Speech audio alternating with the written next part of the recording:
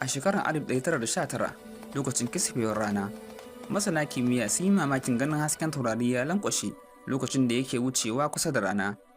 Wannan gwaji ya tabbatar da cewa sararin samaniya na iya lankwasawa saboda nauyi.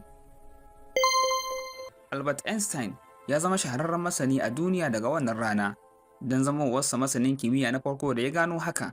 Shin Einstein ne ya fara gano hakan? A yau za mu yi dubi zuwa ga misalan bambancin tafiya a lokaci, tun daga gaskiyar Alkur'ani zuwa ga kimiyyar zamani. A baya mun tattauna akan sirrin lokaci da gudun haske, wato ƙa'idar bambancin lokaci na relativity.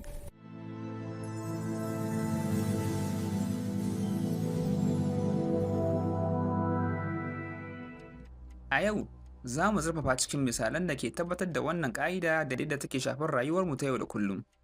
Wannan shine ci gaban shirin da ya gabata mai takin tafiya a lokaci. A cikin Suratul Kafi aya ta 25, kissar mutanen kogo, Allah ya ce, sun zauna a cikin kogonsu shekaru 300 kuma sun ƙara da shekaru 9. Mutanen kogo sun yi bacci shekaru 300 ko 309. Yadda abin yake shine, shekaru 300 a lissafin kalandar rana, shekaru 309 a lissafin kalandar wata, amma jikinsu bai sauya ba. Shi yasa suke tsammanin baccin kwana ɗaya ne ko yini, amma a haƙiƙa sun yi baccin shekaru 300 ne. Dalilin da yasa jikinsu bai sauya ba shine Allah ya tsayar da lokacinsu, sannan ya sanya rana ta dinga haska kogon lokacin fitowarta da kuma lokacin faɗuwarta, saboda jikunansu su samu sinadaran da za su hana su lalacewa. Wannan ya nuna cewa ma'aunin lokaci ga mutum da kuma wurin Allah ba iri ɗaya ba ne. Sai kuma Allah mai tsarki da ɗaukaka ya kawo misali na biyu na wani bawan Allah matafiyi. Sai ya biyo wata alƙarya wadda mutanen cikinta gaba ɗaya sun mutu, ta zama kango babu komai a cikinta sai kufai. Sai ya kada baki ya ce, ta yaya Allah zai raya wannan alƙarya bayan mutuwarta? Wato ta yaya wannan gari zai dawo ya ci gaba da rayuwa da mutanen cikinsa kamar yadda yake a da? Nan take Allah ya ɗauki rayuwarsa, bai dawo masa da ransa ba, sai bayan shekaru 100. Bayan ransa ya komo jikinsa, sai Allah ya tambaye shi, menene tsawon lokacin da ka zauna a wannan guri? Sai ya ce, ai na zauna yini ɗaya ne ko kuma wani sashi na yini. Wato ya zaci ɗan bacci ne ya yi, kuma a yanzu ya farka. Sai Allah mai tsarki da buwaya ya ce, ai ka zauna a nan tsawon shekara 100 ne.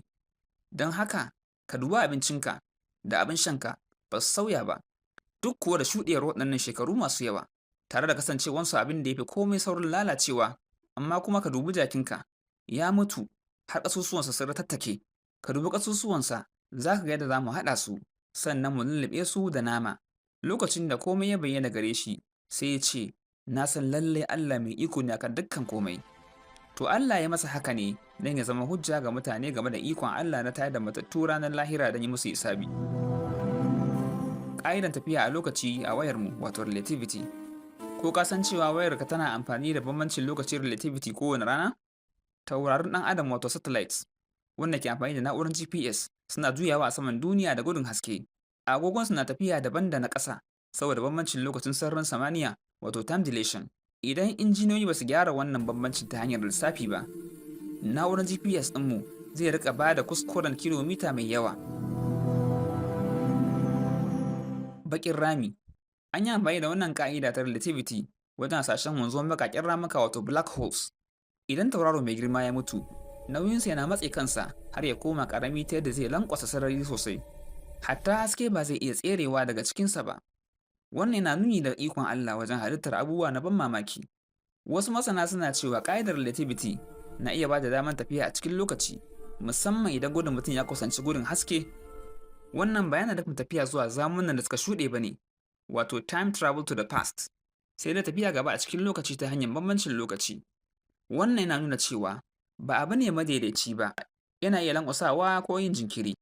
Tafiya a cikin lokaci yana tuna mana faɗin Allah cikin Alƙur'ani, Suratul Hajji aya ta 47. Kuma a wurin Ubangijinka, rana guda tamkar shekaru 1000 ne daga abin da kuke lissafawa. Wannan yana nuna cewa lokaci ba abu ne ɗaya ga kowa. Abin da muke ɗauka shekaru a nan duniya, a wurin Allah tamkar rana ɗaya ce. Ka yi tunanin kogi, kana tunanin yana gudana, amma gaskiya yana nan a guri ɗaya. Ka yi tunanin agogo, yana juyawa, amma lokacin da agogo yake wakilta, faifansa baya juyawa. Ka yi tunanin littafi, marubuci ya riga ya rubuta komai, amma kai kana karanta shafi bayan shafi. Ba zai yiwu ka buɗe dukkan shafukan a lokaci guda ba, haka rayuwa take. A kashin farko, mun fahimci ainihin ƙa'idar relativity, haske, gudu, da lokaci. A wannan ci gaban kuma, mun ga yadda hakan ke bayyana a aikace, daga GPS zuwa baƙin rami zuwa tafiya a cikin lokaci. Wannan yana nuna cewa duk abin da muke gani a sararin samaniya yana da tsarin hikima da Allah ya tsara. Ko ci gaba da kasancewa tare da mu don ƙarin abubuwa masu ban sha'awa. Mun gode da kasancewa tare da mu. Ku yi subscribe, like da share. Ma'assalam.